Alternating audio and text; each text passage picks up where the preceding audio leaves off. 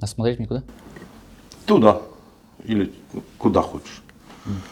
Добрый день. Добрый день. Представьтесь, пожалуйста. А я Петровский Сергей Олегович. Дата рождения, 21.03.90 года.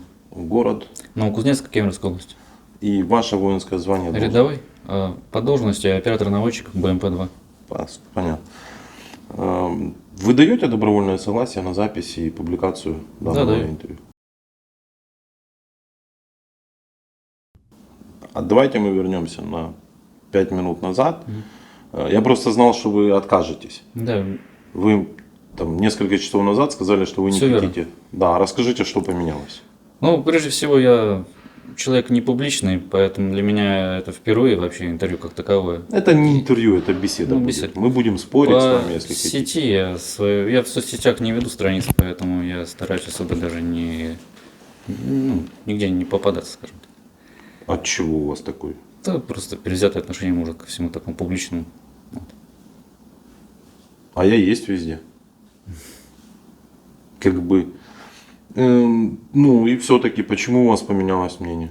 То есть вы несколько часов назад сказали, я не буду, я говорю, даже ваш Ну, отказ. я спросил у ребят, они сказали, ничего такого страшного здесь не происходит. Просто отвечу на ряд вопросов, да, совершенно с родственниками. Ну, ладно, в принципе, с меня не будет, не скрывать нечего так-то. А что могло быть страшное? Почему вы, то есть объяснения меня нет в соцсетях, поэтому не хочу поговорить. Ну, и личное просто предвзятое отношение, наверное, к репортерам как таковым, наверное. Отличие очень большое. Вот у них говорят репортеры, у нас говорят журналисты, мы вообще блогеры. У меня есть пресс-карта. Мама ответила, здравствуйте, я хочу поговорить со своим сыном. Я даже ничего не писал. То есть я просто сфотографировал. Я понял. Я даю процентов 100, что она смотрит наш канал. Вы давно с ней разговаривали? Я вот как в Украину заехал, я ни разу не разговаривал. Когда вы заехали в Украину? 27 июня. 27 июня. Да. А в плен попали? 23 августа. Ну, это 5-й человек из этой команды 5 Да. спецназовцев элитных, Не, мотострелки. мотострелков элитных. Да, так вот, собственно говоря, как вы думаете, для чего мы это делаем? Мы потом еще побеседуем. То есть... Ну, наверняка, чтобы просто наши в России хотя бы знали, что с нами как относятся, то есть, что мы живы-здоровы. И Вы живы-здоровы? так точно. И сытые, ни в чем не нуждаемся, скажем так. Нет, нам как бы мы нормальная демократическая страна, которая живет по законам, и мы относимся к военнопленным как к людям. Они едят, спят, сигареты получают. Им мало сигарет, как выяснилось. У нас всегда стреляют. Мы всегда, когда приходим, даем сигареты, между прочим. Спонсорам спасибо за это. У нас другая цель. У нас, вы же были, когда я просил помощи. Бред ситуации, когда мы, блогеры, уже не знаем, что делать, и нам нужны любые креативные идеи. Мы пришли к пленным. Что мы попросили? Попросили идею для начала какую-нибудь придумать, как бы, чтобы нас обратили внимание прежде всего. Чтобы поскорее произошел обмен военнопленными между, соответственно, Украиной и Россией. Да, мы хотим в первую очередь, цель наша, это отдать вас. Вы нам не нужны. Мы не хотим на вас тратить время наших врачей, наши ресурсы, кормить вас, поить, обувать. Нам это не нужно. Мы хотим забрать наших ребят, которые сейчас находятся где-то в плену. Им не дают не позвонить, не сообщают кто. То есть вот в чистом виде фашисты, но мы к этому придем. Как-то мы так резко начали, темп такой. Расскажите, как вы жили до спецоперации. У нас диалог, беседа. То есть, если вы считаете, что это какой-то вопрос, там... Просто с чего начать, как бы. Последний год я, наверное, работал. Сколько вам полных лет? 32. 32. Кем вы работали? Сборщиком заказов в строительном магазине. Нормально, менеджер, по сути. Можно сказать. Да. Комплектовали заказы. Да. Хорошая работа, по идее. Да, у нас сокращение штата произошло, а я остался без работы в чужом городе, и мне Какой это город был? Я с Кемеровской области переехал в Тулу, в начале этого года, в апреле месяце точнее, устроился, ну, переводом получается, в этой же сети магазинов строительных Leroy Merlin. Мгм. Вот. И там сокращение штата произошло из-за снижения количества продаж. Вот. И получается, наш штат весь убрали, мне пришлось, ну, искать другую работу, и вот я пошел добровольно по контракту, получается, в вооруженные силы Российской Федерации. А почему сокращение произошло? Они мотивировали это так, что количество работников, ну, уже, то есть я, получается, вне штата был, и они своими ресурсами, то есть, справлялись с данными Угу. полномочиями, скажем так. Сейчас маме вашей отпишу.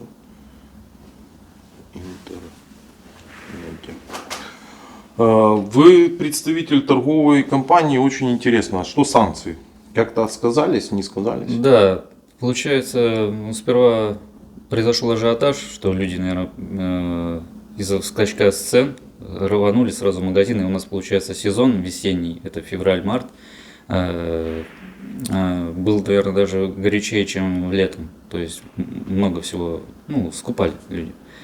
Вот. И резкое падение продажи произошло в мае месяце. То есть, получается, ну, количество продаж снизилось, и людей, ну, стали убирать, которые в аутсорсинге. Почему продажи снизились?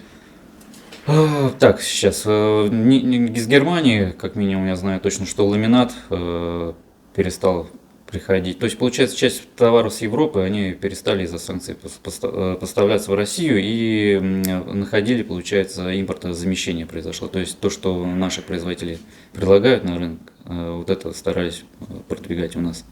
И произошло импортозамещение? Ну, частично, да.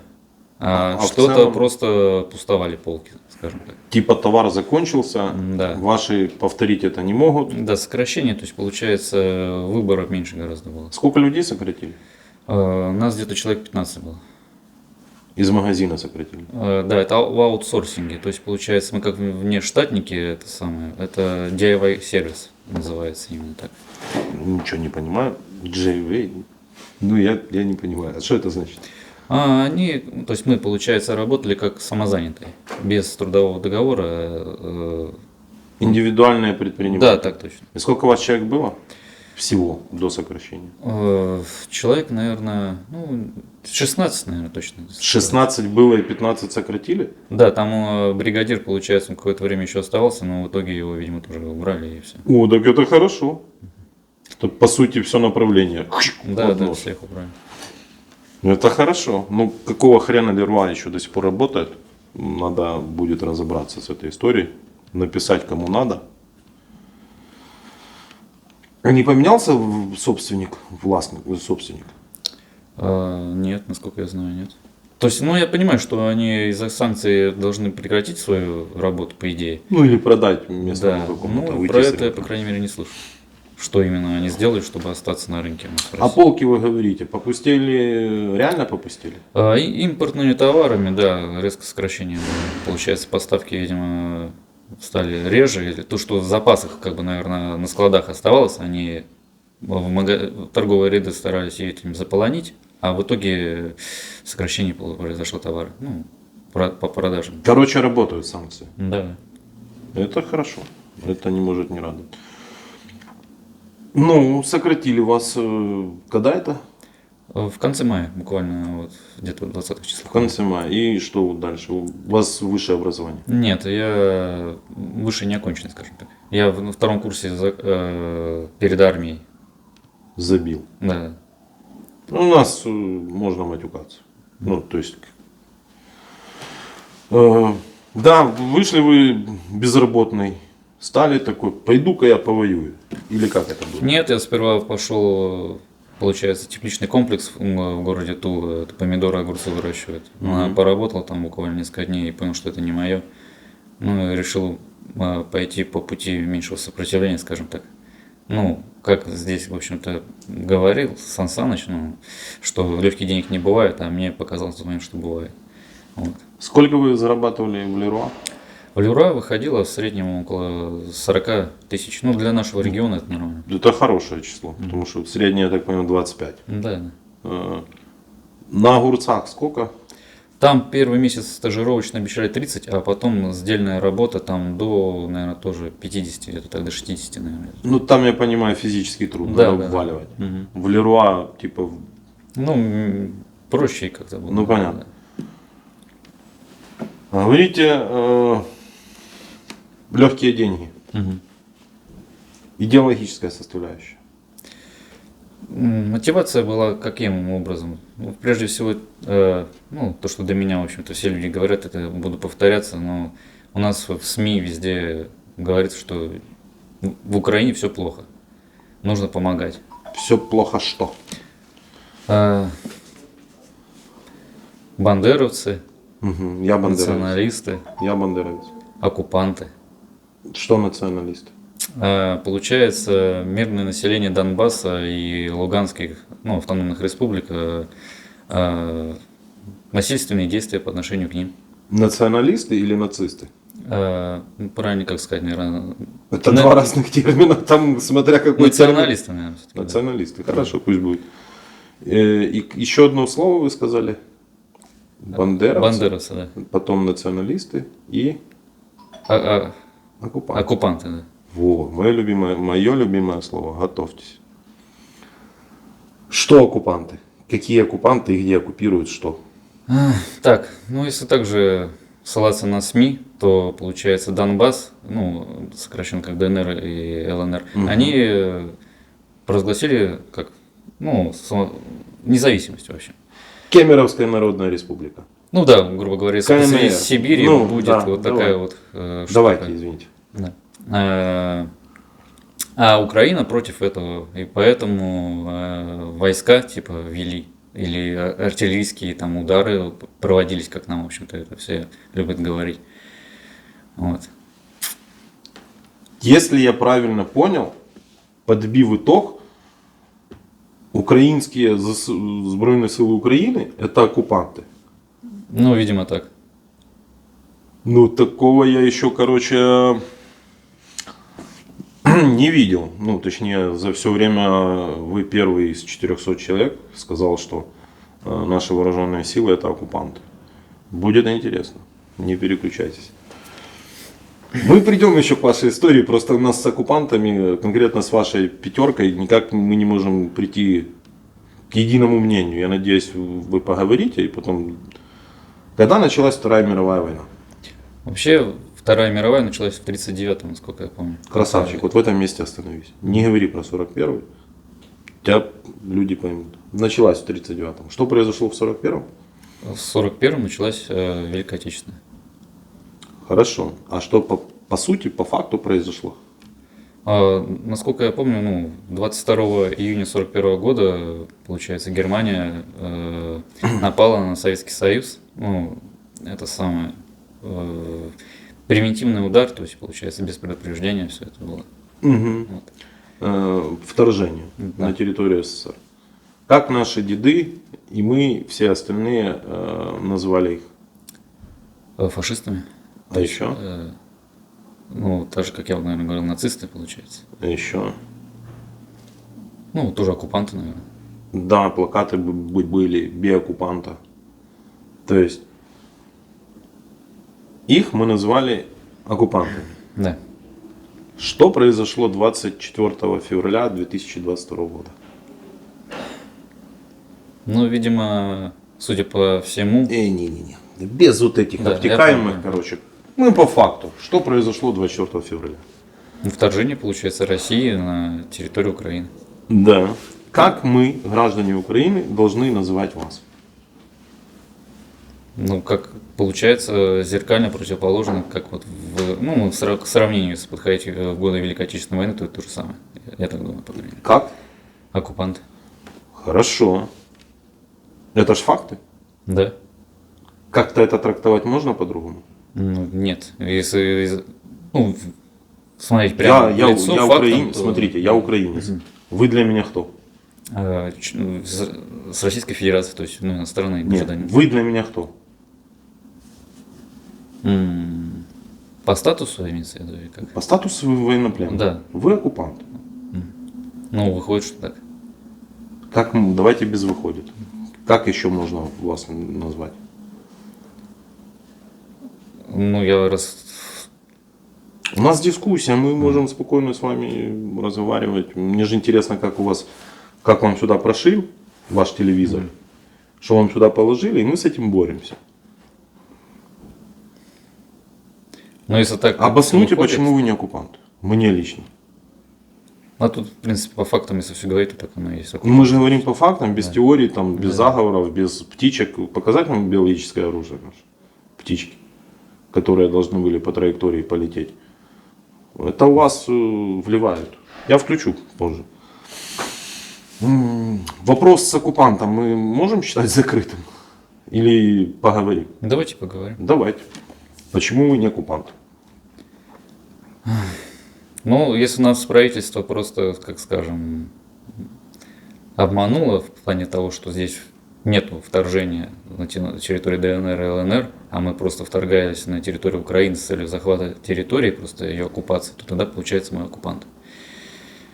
Как на самом деле все происходило? Давайте уточняемся сразу. Да, Вы шли защищать так называемое ДНР и ЛНР. да, все верно. Что вы делали в Харьковской области? Стояли на позиции. Нет. Что вы делали в Харьковской области? Это не ДНР, не ЛНР. Я не знаю, на самом деле. Вы пришли сюда... Скорее всего, чтобы, возможно, отодвинуть позиции вооруженных сил Украины. Именно Хорошая попытка. Что вы делали в Киевской области? в Киевской области. Ну, не лично вы, а ваши оккупационные войска. Не могу знать, на самом деле. ДНР, Киев. Ну да, далеко, сильно. Это до хрена далеко. Это даже на хорошей машине это ехать до хрена. Что вы делали в Черниговской области? В Николаевской области? В Запорожской области? В Херсонской? Очевидно, лезли не в свое дело просто. Ну, Вас обманули? я не знаю. Давайте разбираться. Не, меня никто не обманул. Почему? Не, ну, вас имеется в виду армию. Не, я думаю, армия это тут не это. Если она прямые указы Верховного Главнокомандующего выполняет, то какой здесь обман? Верховный главнокомандующий придумал какую-то спецоперацию, в которой уже подохло ваших 53 тысячи человек. 108 единиц вооружений было нами, или 103. Я включу видео, покажу. За последних 3 дня в момент изгнания вас в Харьковской области отжато по программе Ленд-лиз от второй армии мира.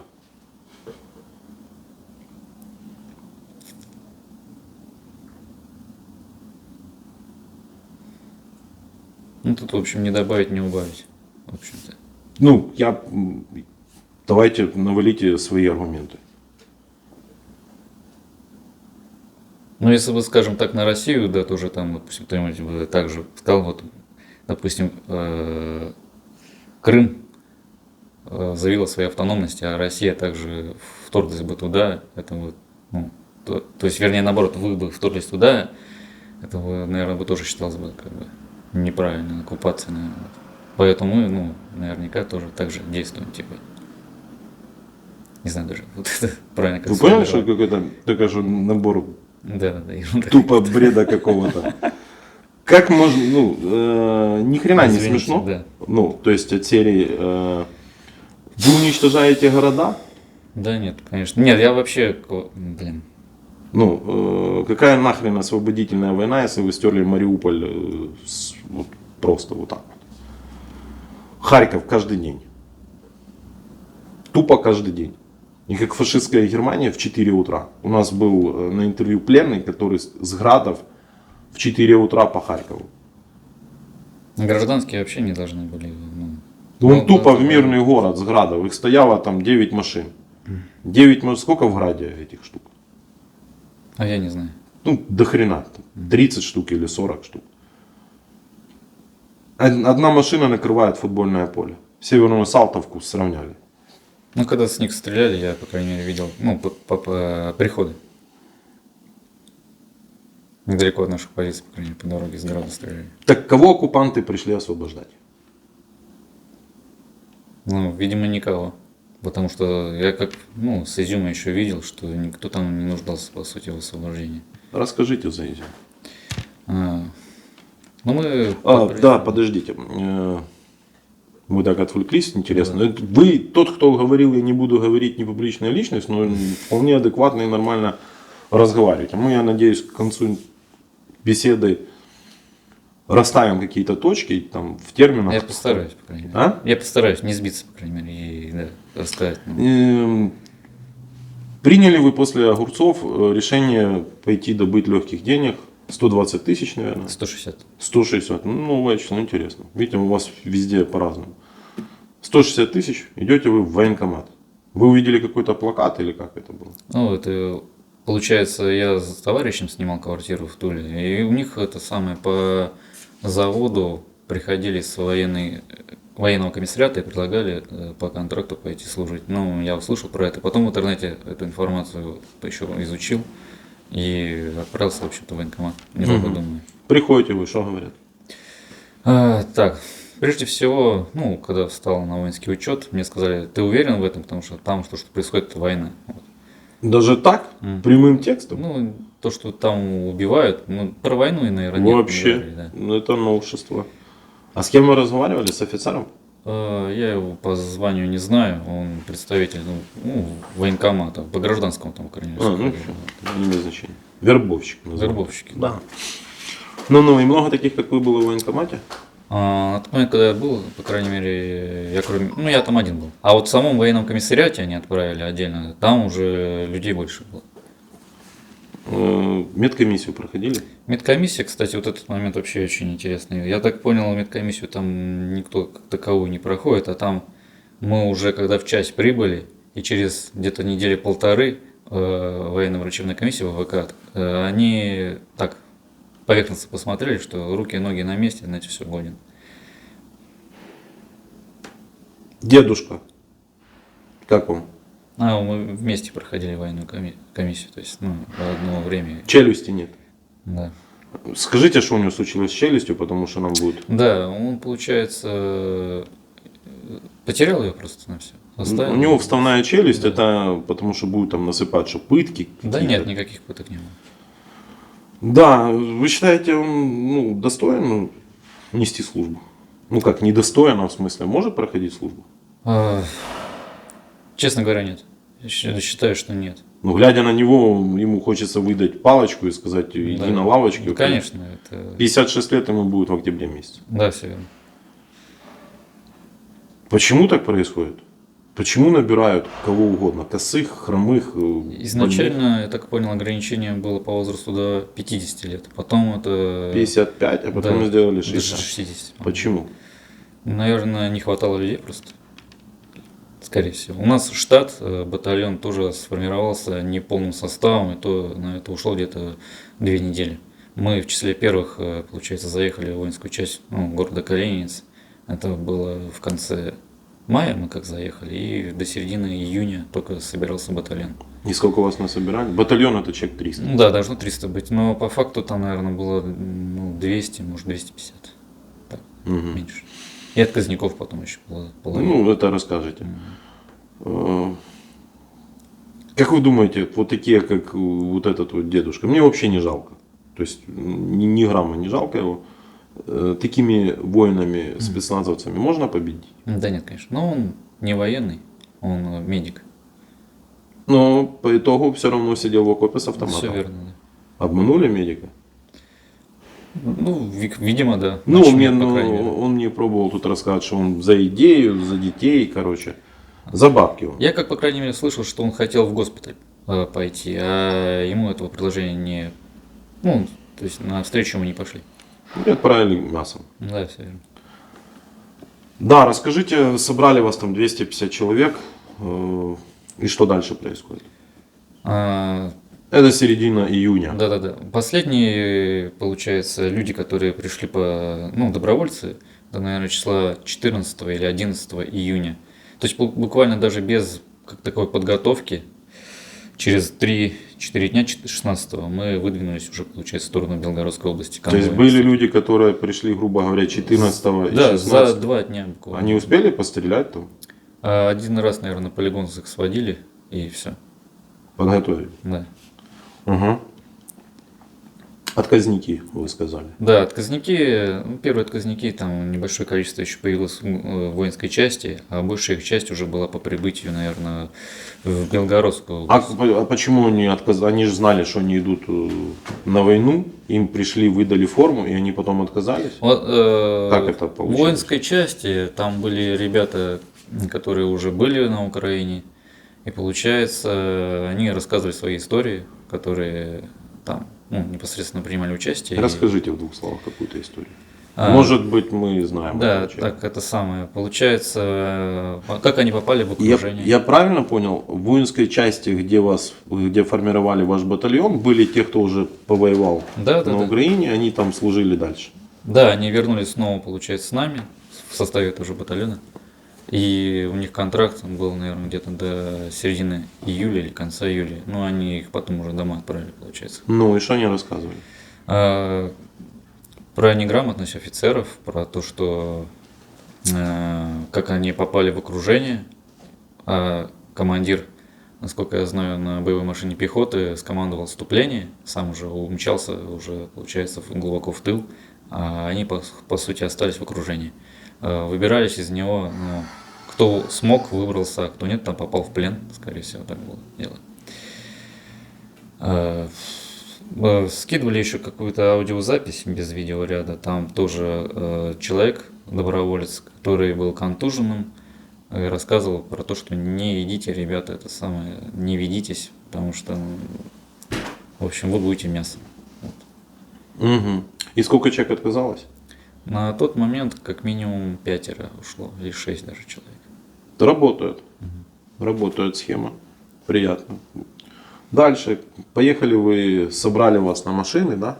Получается, мы поехали эшелоном по железной дороге, то есть вместе с техникой, Угу. до Белгородской области. Это где-то приблизительно 2,5 дня у нас занял весь путь. Да вроде же вы близко были, что-то стояли, наверное, долго. Да. Ну там, возможно, еще какой-то вагон с техникой сцепляли. То есть, получается, Неважно. Доехали вы, приехали. в Белгородскую область, там палаточный лагерь был. С населенными пунктами, какой именно там был поселок, я, к сожалению, не владею географией, точно вам не могу сказать. Вот. Там мы пробыли где-то, получается, с неделю.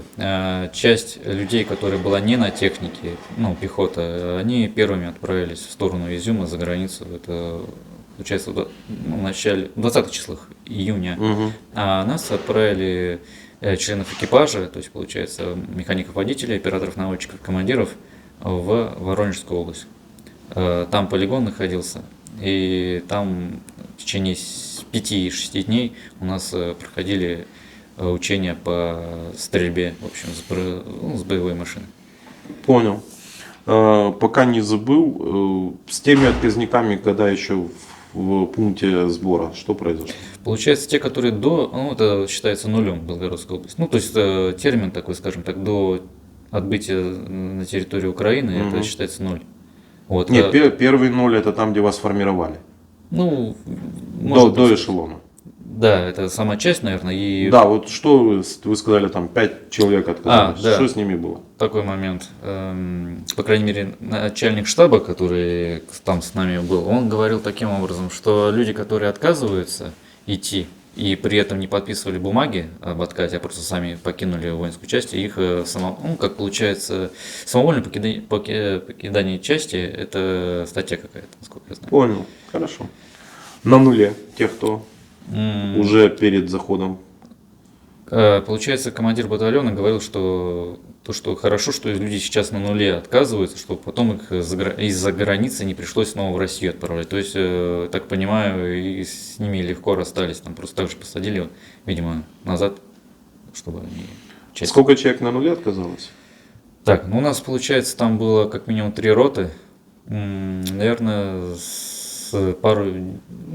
человек 20, наверное, можно было. Нормально, целый взвод, грубо говоря. Да, где-то, наверное, так было. Уже 30. Округляем. То есть 250 и 30 уже 10% не пошло. Да. Хорошо. А судя по тому, что 300 человек не набрали и формировали там 2 недели, то можно утверждать, что с человеческим ресурсом не все хорошо. Да, именно, ну это я не знаю, как в остальных частях, а вот в Таманской дивизии, это 15-й мотострелковый полк, там все с этим печально было. Печаль. Ну, судя по тому, кого набирают, Да. Мы когда прибыли в часть, там за сутки у них было до нашего приезда, там около 40 контрактников штатных отказалось. То есть, получается, они подписывали, ну, расторжение договора с вооруженными силами. те, кто служили в части, Да.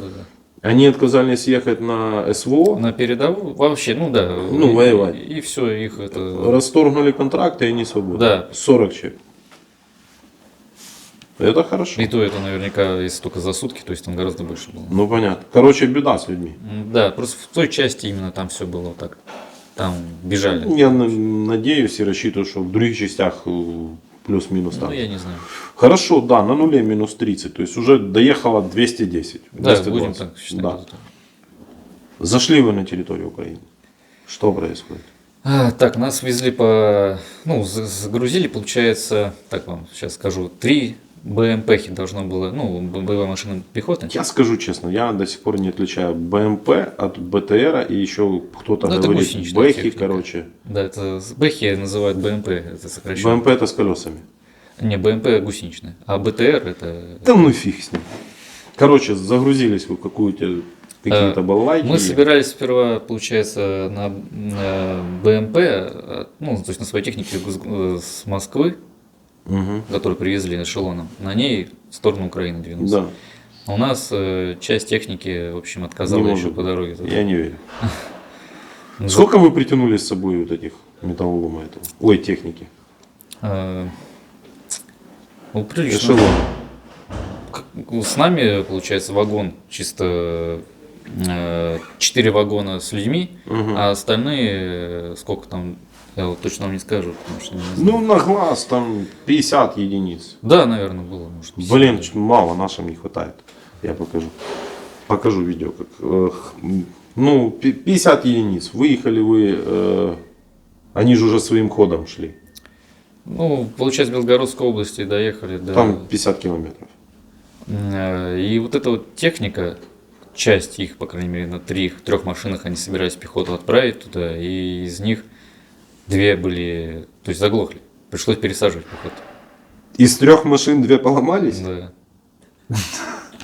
Ну, это будет мемом, короче. Тут можно обрезать и вначале обрезать. ТикТок зайдет. А вот эти бэхи. Нам в Изюме выдали нормальные, которые... А до Изюма? Это был металлолом просто. Нет, в этом месте поподробнее. Тут начать резать. То есть, получается... Привезли вы 50 единиц металлолома. Да, техника была тупо на списании. Она там даже подписывали мелком на самой технике, допустим, неисправен двигатель, допустим, неисправен 30-миллиметровая пушка, вот, которая стреляет, допустим. Нахрена это тянули? Просто списать. То есть, получается, на территорию Украины они это, наши вооруженные силы привозят, ставят, и не знаю, каким образом это все происходит. Вот такие... Подбито в бою. Да. Героически пала смертью храбрых. Ну, Но выглядит это именно так. у вас танкист есть, который ездил на танке, который не стрелял. А на другом танке он тренировался стрелять, но этот танк не мог ездить далеко. Это у нас в Воронеже, получается, на полигоне технику пригнали. Мы большую часть времени ее обслуживали, а не стрелялись. Хорошая тема, хорошая. Итого, давайте же мы для зрителей закрепим эту историю. То, что нам показывают вот эти эшелоны едут, это Показуха, скорее, больше. показуха и металлолом. Да. Из 50 единиц сколько реально поехало воевать? Дай бог, из половины. Вторая армия мира. Подписывайтесь, присоединяйтесь. Мясо нужно всегда обрезать. Поехали вы в Изюм. В Изюме уже дали нормальную. Да, там уже была исправная, получается, где у нас находился рембаза, так называемая. То есть это, а ту технику вы оставили где? Ну, она была на границе Белгородской области, дальнейшую ее судьбу я, в общем, не знаю. Ну там прапорщик Спиздищев там что-то подрезал, короче. Нас Вы знакомы с ним? после Воронежа также вернули в Белгородскую область сперва на тот же самый лагерь, и оттуда мы уже поехали на КАМАЗах, Уралах. получается. А технику получили в самом Изюме. Понял, хорошо. Что вы в Изюме, местные жители? В Изюме, как минимум, ну, день я был в городе, то есть, ну, это окраина, можно считать. Там. Мы расположились на окраине, где частный сектор, Пески, так называемые. Да, да, да. Вот. Местные жители, по крайней мере, те, которые там остались, потому что много заброшенных домов было. Но я не знаю, в общем, наверное, больше, как сказать, не хотели уезжать из своих мест, потому что, ну, это их все-таки родина, поэтому. Ну, некуда, например, Да, людям ехать. да. Да.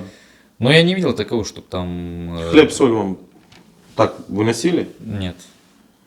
Ну, то есть Спасибо, кто-то говорил. там я не слышал такого. Ну, там был рынок, и у нас был обмен, скажем так, как сказать, гуманитарная помощь, допустим. Обмен? Я не знаю, как это сказать даже точнее. Вы еще и купцами были? Ну, я лично не участвовал. Ну, просто... Я слышал, что да, там рынок был, и там Не, мы знаем, потому что нам рассказывают. И второе имя... сигареты вроде как армейские там продавали, на что-то обменивали. Да, у вас второе имя вашей второй армии, это вторая купеческая армия мира, которая торгует и барыгует гуманитаркой, ходят, выменивают еду, потому что жрать, ну, нечего. Да, и что получается? Ну, когда на позициях были, уже почувствовал всю нехватку, скажем так, и гуманитарной помощи, и продовольствия как такового. Сколько было, доехали вы до позиции, да? Да. Что было Деревня дальше? Копанки, если быть точнее. На позиции мы, получается, мы на технике простояли около 1,5-2 недель, а наши ребята, которые без техники, они гораздо раньше выдвинулись уже, получается, в сторону деревни, вот этой вот Копанки. Мгм. До этого момента отказники появлялись еще? Да, были. В Песках тоже ребята, которые, ну, решили, что это им не нужно, видимо. И Много тогда, таких ребят? тогда как раз комбат тоже на них говорил, что вот, в чем проблема была на нуле, им это сказать. То есть, Сколько еще в Песках отпало? с нашей роты могу сказать, что человека 4 точно было. Это 2 добровольца и 2 это самое штатных, получается. Мгм. Я не знаю, как они там договор расторгали все это дело, но, в общем, они там отсеялись. Берем среднее еще в 2 ротах, еще Да, я думаю, наверняка там тоже отказников по хватает. 4 человека. Минус 12. Но Хорошо. идем. большая их часть была уже непосредственно на позициях. Ну, я же хочу отследить. Выехало 250. В Песках уже 200. Ну, было Да, 210, минус 10, 200. Едете вы уже на позиции, приехали. Получается, на технике мы прибыли где-то в начале июля. 3 экипажа сразу в лесополосу отправились. Ну, командир роты сказал, ну, Так детально не надо. да. Первые отказники на позициях. Как это было и сколько их было? Скорее всего, люди отказывались, когда начался артиллерийский обстрел со стороны Украины. Ну, там каждодневные, в общем-то, они происходили, это естественно. Это боевые действия. Обстреляли первый раз, и что люди говорят? Люди, наверное, Испугались. да, испугались. Ну, да, сколько отказалось? У нас за месяц, наверное, было около 80 отказников, если не больше. 80. Да, там половина точно отсеялась. То есть, 300-е, 200-е были за этот месяц? насколько я помню, с 9-й роты, я сам 7-й, там один был 200-й. Наверное, это еще повлияло. За сильно. что он умер? Снаряд Никак. За что? осколком, получается. Или- Это следствие. Ну, точнее, за что умер этот человек? За какие цели, идеи? имеется в виду так, да. Да ни за что. За свою глупость, видимо, просто. Это всё. Глупость. Хорошо.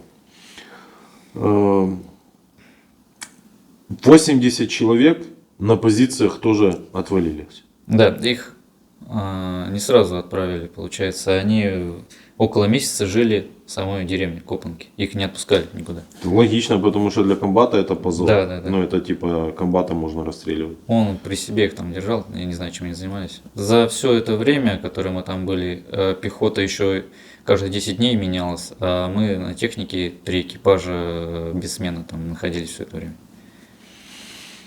Итого имеем, выехало 250.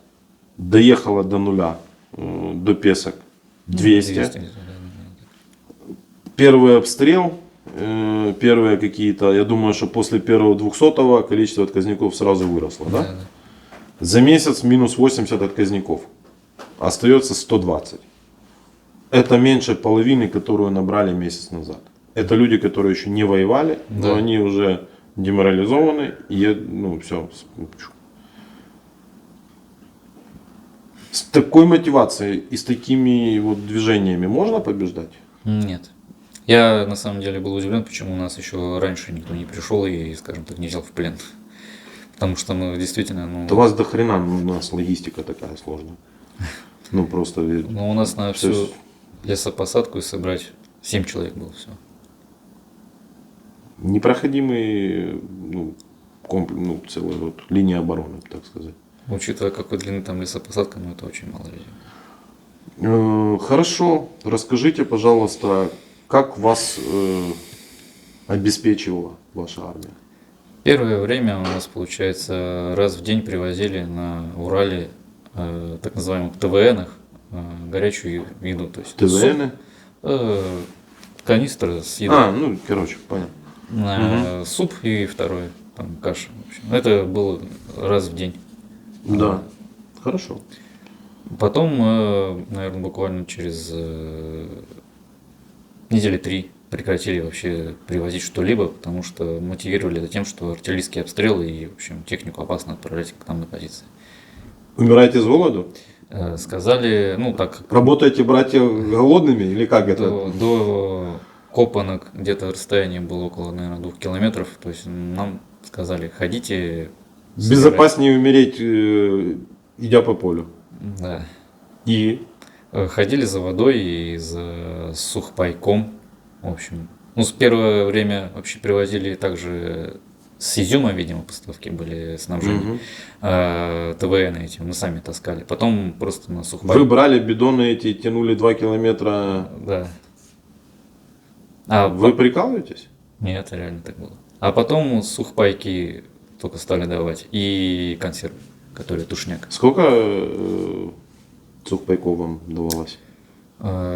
Первое время вообще каждый день давали. Ну, это, наверное, первую неделю. только. Только не говорите, что потом вы ели через день. Ну, вообще так и было. То есть один сухпайок на 2 дня. И? Там давали, получается, И это вы, я понимаю, руками таскали. да, То есть кто-то из вас 7 да, там по 2 человека каждый день. ходила туда-сюда и тянула это все на себе. Да, мы по очереди ходили. Питьевую воду. И еду, и сигареты, там, гуманитарка, если была. какая-то. Вы всегда были сыты? Ну, как-то с чувством голода уже, скажем так, привыкаешь. В общем. Вас кормят здесь лучше, чем там в окопе? Как ни странно, да. Вы в здравом уме сейчас говорите, что здесь в плену у нацистов вас кормят. Я видел, как вас кормят, и видел, ну, Но меня угощали, я ел эту я еду. думаю, никто не даст соврать, как и все видели, каким я сюда пришел. В общем, я был, ну, очень исхудавшим, скажем так. Да, вы набираете тут вес. Да, это так. Нацисты. Сейчас я чуть-чуть соображу, потому что концепция того, что в плену оккупант есть лучше, чем в окопе, будучи оккупантом, она такая себе, не каждый... Я же правильно все сказал? Да, Ну, то есть не придумано. Типа сходи добудь еды, принеси, съешь, не умри. Ну, голодный, ничего страшного. Правильно? Сколько, ну, с едой разобрались, с сигаретой, ну, я понимаю, были в достаточном количестве. Да, там получается, наверное, пачка на 2 дня или что-то такое. Я просто сам не Нет, курящий. пачка на 2 дня это в недостаточном количестве. Ну, Взрослому человеку надо пачка У в день. нас, я видел, как ребята из сигареты, получается, все высыпали и делали как это махорку. И сворачивали, чтобы надолго растянуть вообще. Ваши солдаты распаковывают сигареты с фильтром Да. и делают Самокрутки, скрутки. да. Вначале вырезать, обрезать, тикток полетело. Вы на полном серьезе? Это потому что, чтобы протянуть... На полном. А Там, ком- ну, сигареты, получается, которые там как Ту-134 называются, вот эти все, они достаточно крепкие были, как я понял. И делали так, чтобы надольше хватило, и, в общем, курилось нормально. Сушили их. С едой понятно, думал, хоть сигарет во второй армии мира достаточно. Нет, Ну, с сигаретами, видимо, еще хуже, чем с едой. я понял. Поэтому то, что вам тут выдают сигареты, чуваки, походу... Ну, им сигарет дают не меньше, чем они в окопах. Я знаю количество. Не меньше, чем в окопах курили. Но тут они их навряд ли скручивают, перескручивают. Ну, Или- кто-то может по привычке просто. Хорошо. Так, ну, бронежилеты, каски, тепловизоры, ночники, рации. Рации, да, были фисташки, ночник один Что был. такое фисташки? Зеленый цвет у них такой, ну, мы называем их фисташками, по крайней мере. Рация. Да. Ну, я фиг его знает, я просто По спросил. названиям тоже я как-то их не по Это военные какие-то ваши? Рации военные, да. Ну, вот такие вот они. Да, да. Ну, там одна с антенкой, то есть большой, а другая. Ну, удобно, тут на груди современнее. легко носить. В общем, да, цепляешь. Ночное видение, ПНВ был, да, как минимум. Прибор Тепловизоров не было, а вот ПНВ был. дроны Дроны, мавики, третьи. были. Да. Вы летали на них. Да, да. А как заряжали? Зарядка была в копанках, там, видимо, дизельного генератора заряжали таким образом. Там, получается, наверное, через день мы ходили и меняли батарейки для дрона, для рации каждый день меняли. Мгм. Ну, то есть тут было хорошо. Ну да. Ну, значит, СВД, патроны, всего в полном наличии, в достатке. Ну да, да. То есть, как бы, Сколько у вас магазинов было? учитывая, сколько у нас было 300-х после обстрела, у нас один парнишка собирал эти магазины. Нам когда сказали, что мы будем, ну, как покидать позиции, у него набралось 25 магазинов.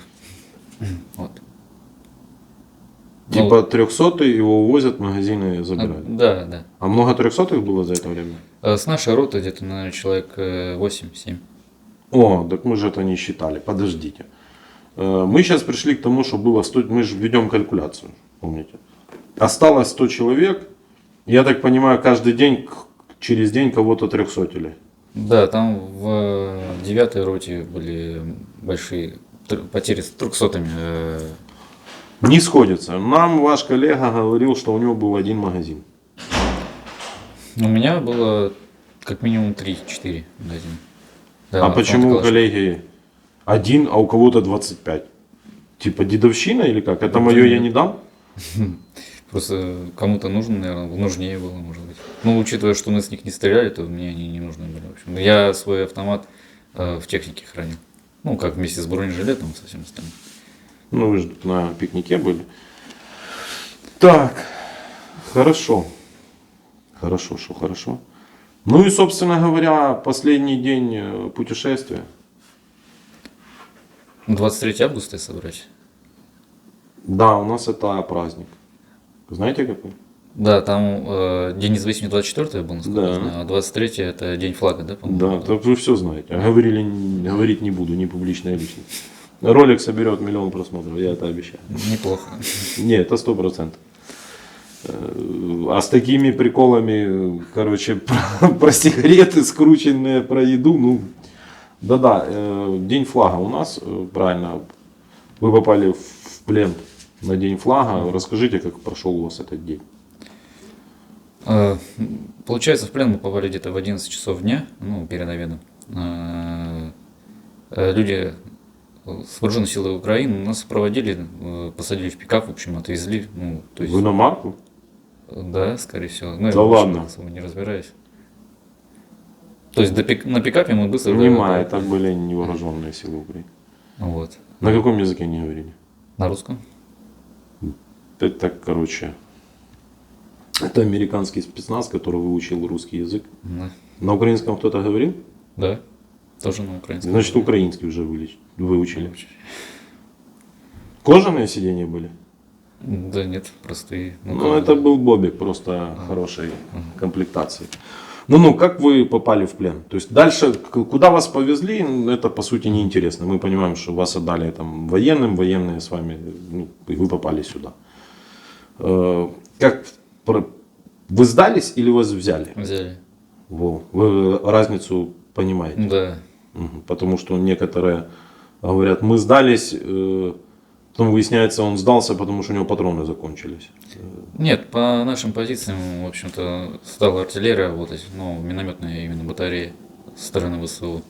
И получается, параллельно с этим спецназ, получается, к нашим позициям прям подошел вплотную, и нас прям в окопе взяли, получается. Что они вам кричали?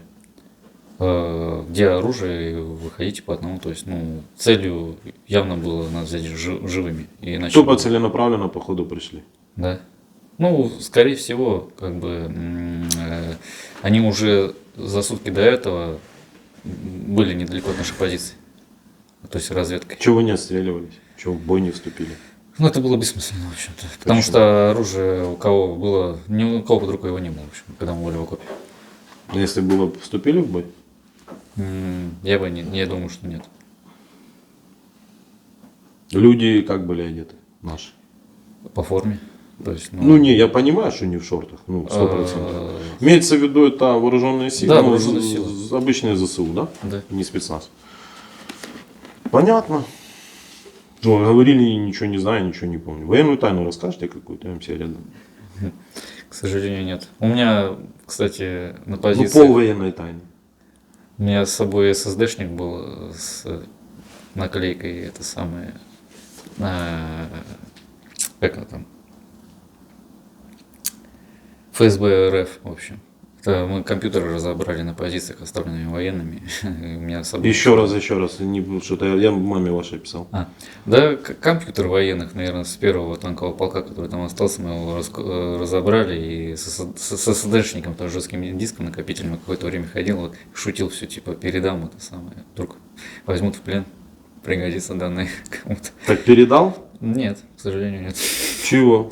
Ну, замполиту, в общем, отдали. А как вы разобрали, зачем вы разобрали ФСБшный ноутбук?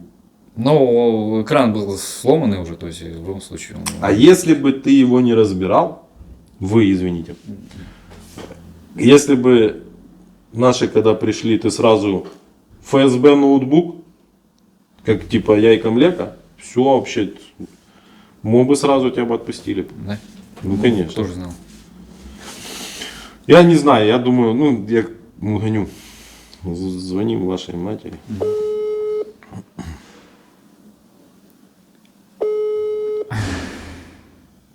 Алло, здравствуйте. Добрый день. Здравствуйте. Меня зовут Дмитрий, я журналист из Украины. Ваш сын в плену, вы уже это знаете, да? Что-то про... Я узнал, когда вы фотографии выложили, я все, тогда, да. А до этого вы... Хотя наши говорили, что он в строю. Наши говорят, в строю. Я говорю, как? А когда они вам говорили, что он в строю? Наши говорят, в строю, в понедельник сказали. В строю. 30 числа в строю. Я говорю, ведь такого не может. Алло. Да. Тут немножко у меня не так хорошо тянет, но все равно я тут более-менее. Да, вот вы... Я говорю, быть такого не может. Смотрите, Вот, говорю, ребята. Смотрите, Да. передаю трубку, разговор будет записан и опубликован. Будете общаться? Да, буду, конечно, буду. Привет, мам. А возьмите телефон, я же не буду держать. Привет, мой хороший. Как дела? Как ты, сыночек, как ты там? Да, нормально, как Как видишь. ты там? Жив-здоров. Вот тебя приодели, да, тут ты такой футболке Да. был, а тебя приодела украинская сторона. Спасибо нашим братьям славянским. Вот так вот, Серега. Не братьям, прошу заметить. Да. Вот так. Это славянский народ. А это наша футбол, наша твоя куртка, твоя куртка. Форма нет, не наша. Ты вообще в футболке был в какой? Ну, в какой? В обыкновенной. Сыночек. Ты сейчас где вообще? Форма, вот я смотрю. Вот тебя приодели, посмотри, тебя приодели, побрили. Вот так, сыночек. А как ты там был, какой в состоянии? Вот так, сыночек. Да, съездил на пикник. Я тебе говорила. А вы хуже я тебе выглядели в говорила. окопе? Заросший? Там... Я не брился все это время и не мылся. Да. И не мылся. 3 месяца не мылись. 3 месяца Ну, не два, мылись и кушали два. 1 раз в день. Вот так вот. И кушали 1 раз в день, бросили вас. Вот Этого так. не может быть. Вторая армия мира всегда заботится о своих солдатах. А вот почему-то так вот случилось. Вот так вот случилось, сыночек, с вами. Да. Бросили вас. Ну а что теперь, Так вот. нормально. Главное не один же. У тебя-то нормально? Ой, главное, не один, Сереж. Я понимаю, как вы там, сыночек, как вы там? Смотри, как тебя, ты хорошо, ну вот более-менее. Как питание, сын? Ну, как я уже говорил, в общем, как ни странно, лучше, чем у нас было. Да. Вот так вот, Сережа, вот так вот. Ой, сыночек, я так хочу, чтобы ты побыстрее вернулся. Ну, дай бог, дай Я бог. тут звоню в Министерство обороны, они говорят, что украинская сторона пока не хочет. Я говорю, они готовы вас обменять. А наши говорят, что на украинскую сторону. Я не знаю, что думать, короче, в общем, Министерство обороны сейчас Шойгу хочу написать.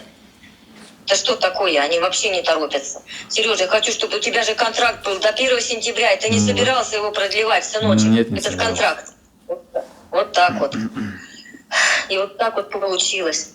Сереж, ну, в общем, нормально себя достойно там веди, я Да, не конечно, чтобы нормально это все всё было. Да. хорошо. Он по-другому себя вести не может Вот уже. и- Ну и слава Богу. И слава Богу, молюсь каждый день за них. Господи, вы знаете, я могла бы даже приехать и забрать его. Приезжайте, Я забирайте, взяла- мы отдадим. А? Вы можете приехать? Конечно могу, я отпуск без содержания взяла, Сережа. Вы мне только сделайте коридор, и я приеду за своим Да, сыночком хоть это куда. лишнее. Через Польшу приезжайте, мы отдадим вашего сына. Хорошо. Да нет, А как мне я... сейчас, а меня пустят в Польшу сейчас? Ну вам Я же не знаю. виза Я нужна. готова. А, уже не пустят, уже визы же не дают вам. Вам визы уже не дают даже. Да это лишнее, конечно. ты чё. Есть программа, Серёга, есть программа «Заберите своего бы сына». Я бы хоть куда, сыночек, я бы хоть куда. Да нас обменяют Да. рано или Да. поздно, нормально все. Хоть куда, сыночек. Когда это вот обменяют? Они что, не шевелятся? Я не знаю, когда они будут вас менять. А Подождем. вот через Польшу, ну как же мне Да, попасть? да нет, сыночек? успокойся, никакой Польши не надо, ты что? Нет. Да ты Я в чё? отпуске без содержания. Мне бы дали вот Польшу Да, визу. да, бы. точно. Я бы сказала, что я за пленным сыном приеду забирать Ну, его. успокойся, и все. нормально. И я прилетел. Я вот сейчас бы билет бы взяла бы и полетела Этим бы до пусть Польши. занимается наше Министерство обороны или кто там этим занимается, в общем, обменом. Я не знаю, Сережа, это будет не скоро. Ну, не скоро, не скоро. Они Сейчас Под пока расписки это составляют. самое, деньги Списки свои... пленных только. Вы вошли в списки вроде как пленных, воинская часть Министерства обороны. А дальше неизвестно как и что. Деньги Понимаешь, свои что? побереги, и все нормально будет. Потому что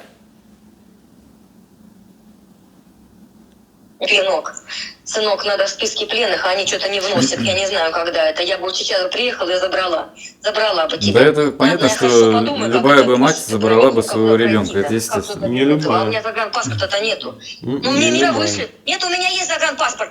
Мне Мира может выслать. Что? Вот. Через неделю придет. Напишите мне сюда, мы с вами поговорим на эту тему. Может, мы Хорошо, Дмитрий. попросим вам Да. помочь с визой. У Хорошо, нас Дмитрий. есть программа А у нас была от нашего... Этот ценный паспорт у меня, только у меня паспорт еще на ту фамилию, ну а что, Петровская, на Петровскую у меня. это паспорт. детали. Это Вот, детали. да. Можно вопрос задать? Да, пожалуйста. Зачем вы отправили его воевать на Украину? Подождите, никогда. Как бы я отправил, он уехал от меня в другую город. Я же знаю свою, себя вот. Сердце каждый день рвала. Все 3,5 месяца только и ждала, когда это все закончится, это все. Понимаете что? За всем процессом следила, что там происходит, как наши передают средства массовой информации. Вот. А теперь-то уже по-другому сама думаю. Вы поддерживаете спецоперацию, которую ваш идиот Путин объявил? спецоперацию. Я, конечно, я вообще ничего не одобряла. Зачем война? Спасибо. Я медик, это гуманизм, это все. Мы против этой всей войны тоже. Вы молодец, а сын ваш не молодец. Зачем нам эта война нужна? Договаривайтесь. А сыну надо мозги вправить. Да. Вы даете разрешение на вправить мозги? Вы даете...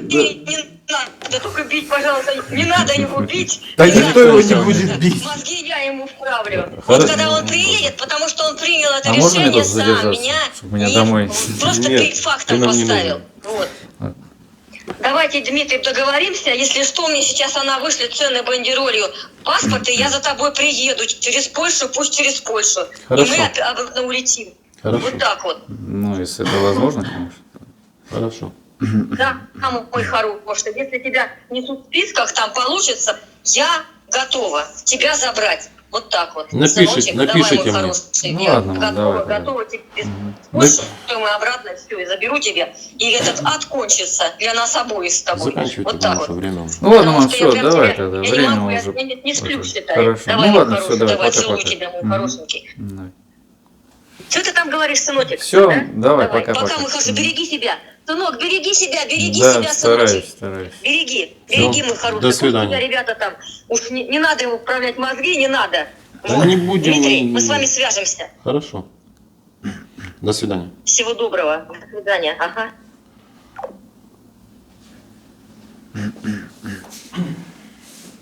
У вас мама молодец, а вы не молодец. Да, я понимаю.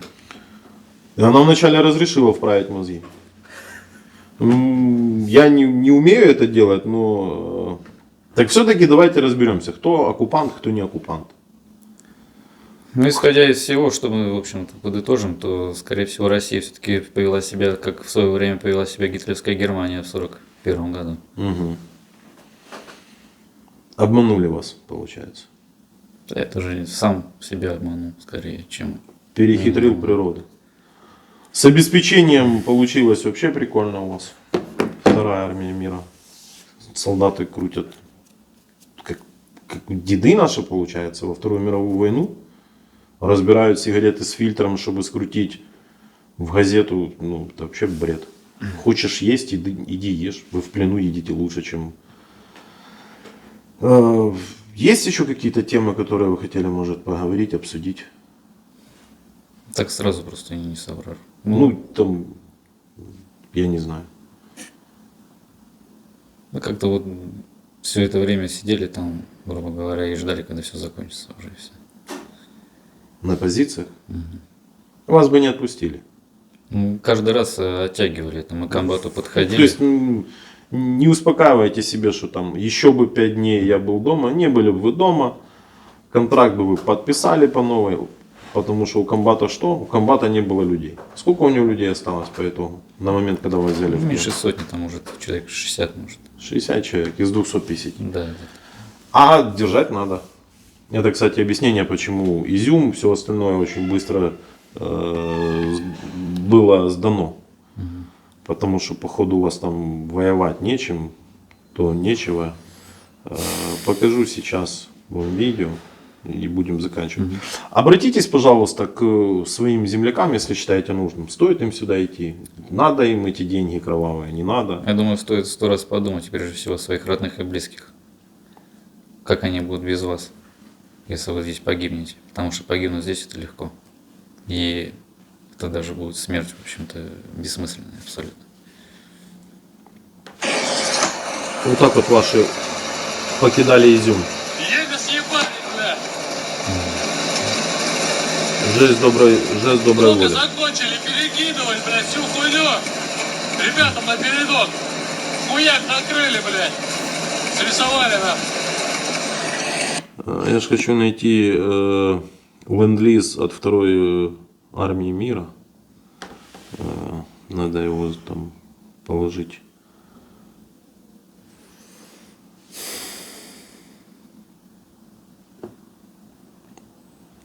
Положить, куда надо положить, чтобы его потом не... Пленные. Это сегодня. Это вот, видите, сегодня. Вот еще пленные. Посменять будем, что будем делать. как бы все идет по сути. А это наша техника брошена? Да, это, видите, ваши зетки, наши военные. Но я сейчас, чтобы вы не сказали Photoshop, найду видео, как это происходит. Да я не считаю, что это фотошоп. на самом Ну, у вас же до сих пор потерь нет. Видите, да? Тут есть более показать. А, вот. А вот и ништячки. Я себе возьму вот тот вот, наверное.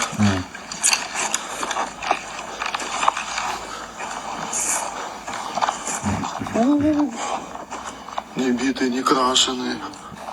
Да ты шо? Да, видите, Ой-ой-ой, сколько нам их. по танку, короче. Ебать, а там всем хватит по танку. Посмотри. Вот это бонусы. Вот это. Вообще. Просто побросали технику. Да, 108 единиц техники. Ваши, как жест доброй воли, передали нам. Понятно. Нас. Я, собственно говоря, все. Если никаких тем нету, вы жалеете, что вы побеседовали? Нет, не жалею. Кроме звонка, что вы еще? Что-то полезное узнали? Ну, это, скорее всего, даже не самой речи. Я уже ежедневно, в общем-то, про себя за все время, которое здесь нахожусь, думаю о том, ну, о многих вещах. О том, как я жил, скажем так, о том, стоило ли оно того. Если говорить откровенно, я думаю, что стоило того. Потому что иначе бы у меня бы, ну, не переменилось бы в голове все это, скажем так. Стоило того прийти сюда, Да. чтобы это увидеть? Да. Это плохой призыв. Он говорит глупости. Не стоит идти сюда. У нас Не, были ради люди, этого- которые видели интервью и потом шли на войну и говорили, я хотел сам проверить. Что же у вас с народом-то такое? Вам не хватает разговора человека? Как это? Ну, я пришел проверить, действительно ли здесь нет нацистов. Ну, в средствах массовой информации, кроме правда, не найти, а в интернете тоже там. Да легко, в интернете находится все легко. Открываете Телеграм, открываете паблики наши украинские, смотрите правду, открываете свою и делаете вывод. Ну, сравнение, да, скажем. Я вам что-то рассказал интересное? Да, как минимум то, что из всего этого видео, да и в целом. Не, ну помимо видео это такое. Ну, предлагаю тогда заканчивать. Потушишь. Спасибо. Ну, спасибо.